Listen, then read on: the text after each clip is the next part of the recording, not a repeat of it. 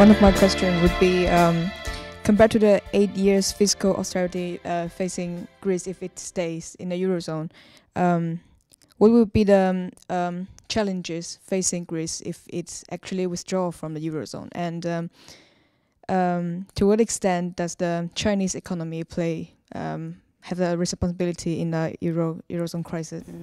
I'll take the second part first, which is, I think the Chinese, there have been great sayings out of China on this. I think one Chinese official said, "Do we look stupid?" No, none of you would buy these bonds. Why should we? Another one said, the Chinese the Chinese won't invest into the Europeans, essentially clean up their own houses first.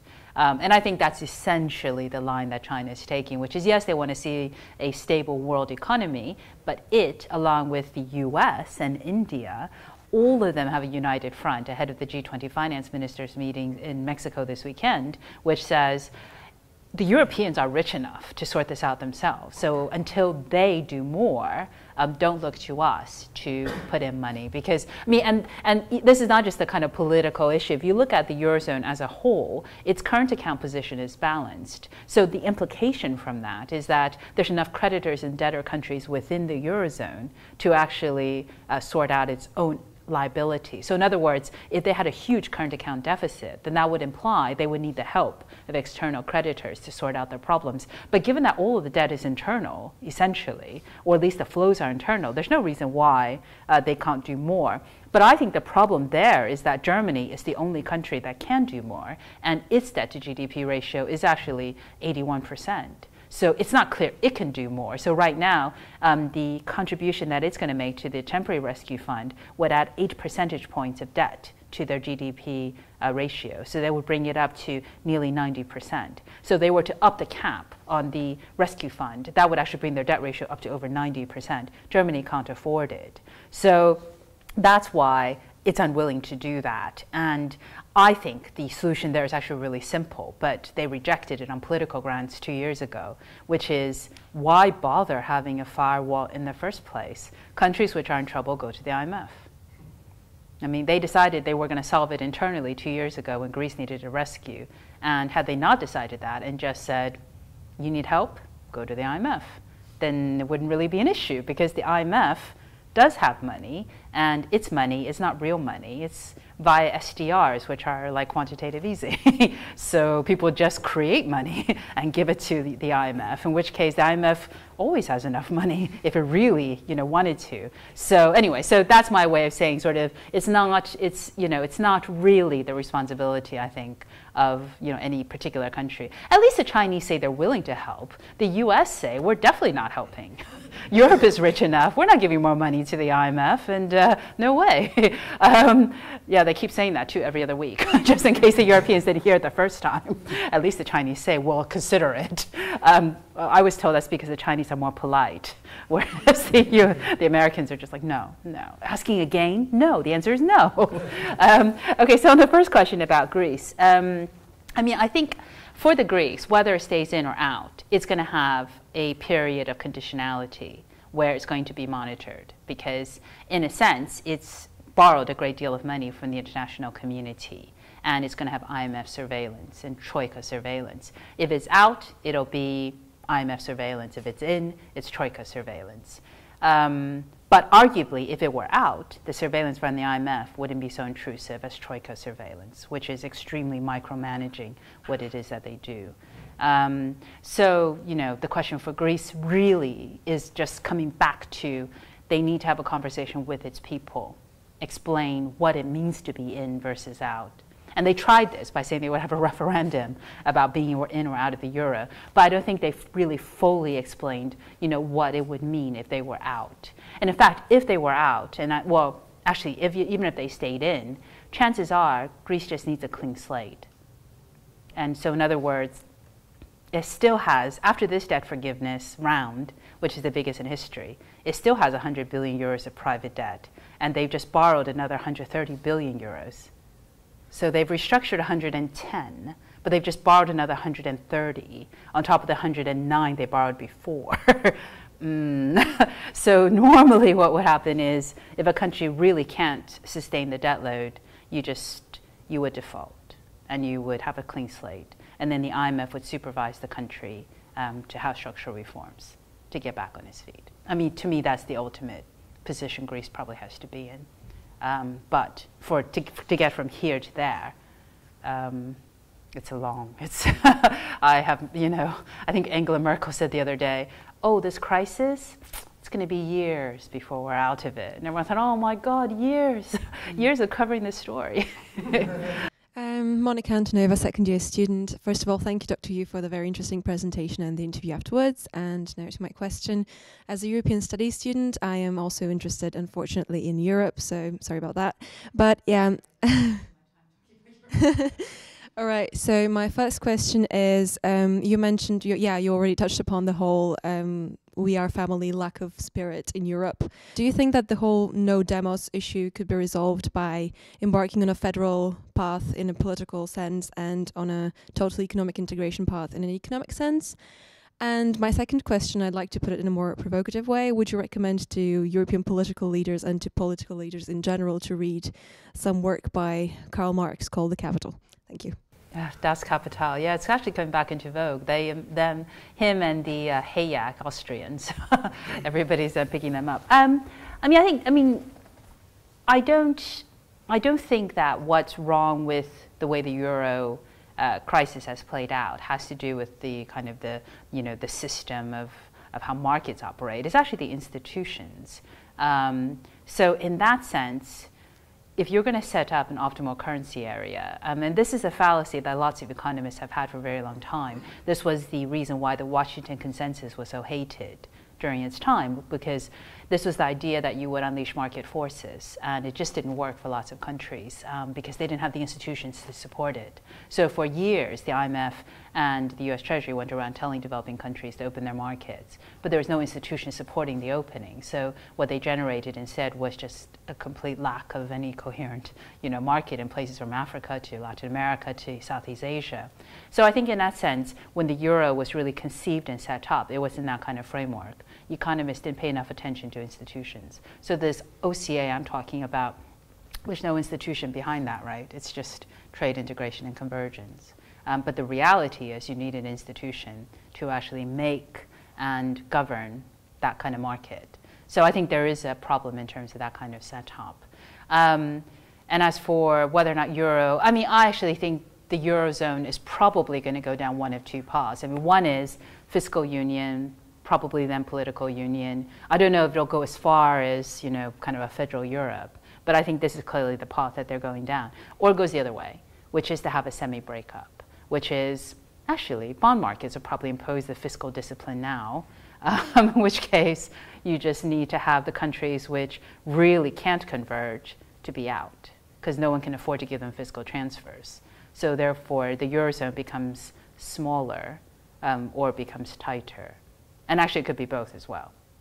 And Greece would probably leave, in which case it'll be slightly smaller, but then other countries will join, but then I think it'll be tighter. I think either way, it has to be, has to go down at least one of two paths. It just can't go on currently the way it is.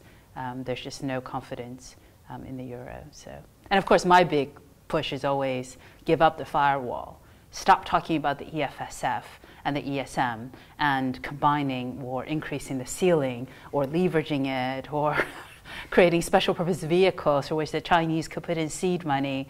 Oh, just give up. Just go to the IMF if you have a problem. So all countries, that's what the IMF is set up for. But anyways, that has no traction whatsoever. That's my one suggestion that nobody's ever going to take up. But I actually think that is the most sensible thing in terms of a crisis fighting tool, which is don't pretend you have money that you don't have. That's, Hi, do you think that there's an economic argument for Scotland leaving the EU? Leaving the UK? I was going to say, well, that's interesting. I'm actually a strong believer in self-determination. So I think if enough Scots think that they don't want to be part of the UK, then it is about self-determination. However, what I'm not so sure about is whether or not all of the institutions have been thought through. So, for instance, what happens to the central bank? How much of a fiscal devolution? what is Devo max in terms of, how far back in history are you going to go? That kind of issue. But in theory, self-determination. I think if the Scots want to be a separate country, it's already devolved. But if it wants to be a separate country, then I don't see an issue, with that per se. I don't.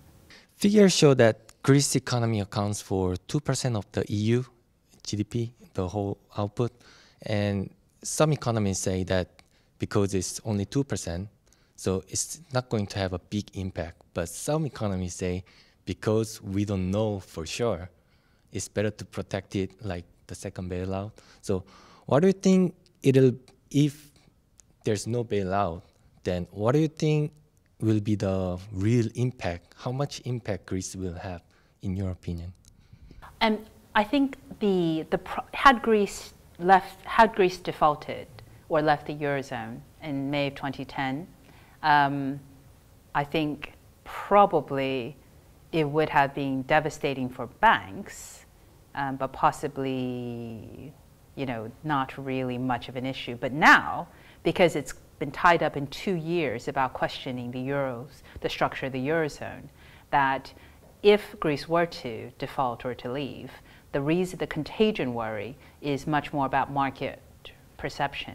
So does that mean that Portugal is not safe and then you get a massive sell-off? Does that mean Ireland's not safe, you get a massive sell-off? So the actual impact of Greece, even today, is probably pretty small. Most of the Greek debt is held internally.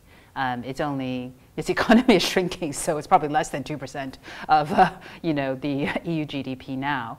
And if you just look at the CDSs, so this is what everybody worries about, triggering the CDSs. These are the credit default swaps. This is the insurance against default. This was what happened at the Lehman's collapse, where nobody worked out who held the CDSs.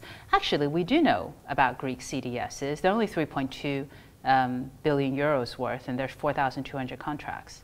So if we know the CDSs, and just today, the Greek parliaments announced the debt swap. And because they've put in a collective action clause that's retrospective, the debt swap, if it doesn't get enough participation, they're going to impose the losses on all the bondholders. That is in effect a credit event. It is a default event. It will trigger the CDSs. And Evangelos Venizelos said in Parliament yesterday, no one cares about the CDSs because they're so small. So they're going to do it anyways with the blessing of the Eurozone leaders. So now you don't care about the CDSs. You've recapitalized the banks to a large extent. The economy is very small. How big would the impact of default be? Probably not that big, except had this happened 2 years ago, it probably wouldn't be that big. But now you're immediately investors would be in risk off mode, and they'll sell off fixed income instruments across the Eurozone. That's the worry. And they'll sell off banks, because then they'll think the banks have exposure and are not properly capitalized. That's the problem. It's perception and the fact that banks are not properly capitalized because they have lost so much market share. They've lost so much value in the last 2 years. They really will struggle to raise capital. So I think the problem now is much deeper than had they just kind of nipped it in the bud a couple of years ago. I'm Mateusz Adamski, School of Economics rep. Just to move away from Europe, finally, I want to talk more about China, given that China is going to lead the world's growth. So I recently read a report that the more and more Chinese companies are facing political problems for growth. So because of the amount of political surveillance they have within the organizational structure, they'll be facing more and more problems with growth. And my question would be, is there a chance for political easing on the surveillance on companies in the future in China? I think chances are they're going to have better in the future rights protection in China, because that's the trend. It's in a sense substituting legal reform for political reform, serious political reform. So there's been a lot of legal reform. So if you look at the way companies have benefited, private companies over the past decade, it's because they actually have limited liability protection for the first time. And they're given contracting protection for the first time. Individuals for the first time have actually a right to contract that they could go and sue in court with. Those are the kinds of things that have been done. as opposed to having sort of, political easing. And I think one of the big questions the Chinese have to face is they truly want multinational corporations, the kind that can lead them out of the middle income country trap and sustain more decades of growth. Then they're going to have to allow these companies to go global and not just the ones that get permission to. And unless they're more transparent, there'll be backlash. So a truly private Chinese company would find it much easier to compete on the global stage and to make M&A than a state-owned firm or state-backed firm because of the backlash from state money used to make those investments. But they're not at a stage where they've really decided what they're going to do on that front. And I think at some point they will have to, because the private firms in China have clearly been the engines of growth, but they have certainly struggled under the current system. I just have one question. You mentioned earlier that securities are moving in tandem and it's been very much a macro market. Assuming X number of years' time, we do have a financial system in the world where we have large blocks, the US, the Eurozone, Southeast Asia, China, India. Do you think that is a theme that could continue? Not necessarily. I think the reason why you get markets moving on macro signals, it's because of a great deal of uncertainty. So if you have a stagnant economy, which you currently have in the West, and growth rates in the emerging world, which are likely to be dragged down, because even though these economies won't have recessions like the West, they're also not growing. The chart I showed you about industrial production suggests it's pretty flat. In this kind of environment, a lot of the direction in terms of growth or tightening depends on policy. And this is why you get macro factors moving markets, because if you think that growth is going to be driven by QE3, and all of a sudden, the Fed's president, Fisher says no QE3, then the market falls. Or I'm going to solve the euro crisis, or the ECB is not going to do the next LTRO, no more 3-year loans after next week. That's actually what moves it. So when you have that kind of environment, people tend to worry much more about how the macro environment affects the prospects of companies rather than the fundamentals of the companies themselves, because the conditions are just not brilliant. But given that we're going to be stagnant for several years, it's not clear to me whether or not we can escape the kind of bear market rallies that we had in the 70s, which is a very similar period of high inflation driven by policy, very stagnant recovery, global oil price shocks, the whole lot. And the market essentially went through what we're seeing now, which is bear markets over one period. And all of a sudden you get a bull market, all of a sudden you get another bear market. So they're called bear market rallies. And the fundamentals don't drive investment during this time. But given that we know that, and we know that there are very, very strong companies based on fundamentals and earnings, it's not clear to me why we would want to repeat what happened 40 years ago, given that there are very strong. I mean, in fact, the corporate earnings story is the underappreciated story in markets, because people tend to sell off based on risk on, risk off, as opposed to, seeing the fact that actually, because there's still strong growth drivers within markets in the emerging world in particular, but also in the recovering United States and Germany and other places, that there are actually companies that do very well in this environment. So, but it's hard to be a contrarian, as you know, investing in markets. So, I mean, but that's, so my guess is the markets will be moved a lot by, risk on, risk off attitudes. And that tends to happen in periods of uncertainty. But if you can find the kind of stocks that beat that, then there's always scope for that, I think. Unfortunately, that is all we have time for today. If everybody could make their way through to Rainy Hall after this, I just have one or two things to quickly say first. I'd like to thank everybody who made today and the whole of this week possible.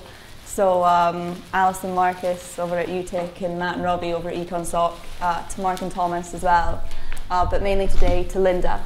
And I believe we have a small wee favour for you to say thank you for joining us today. Thank you very much. Thanks.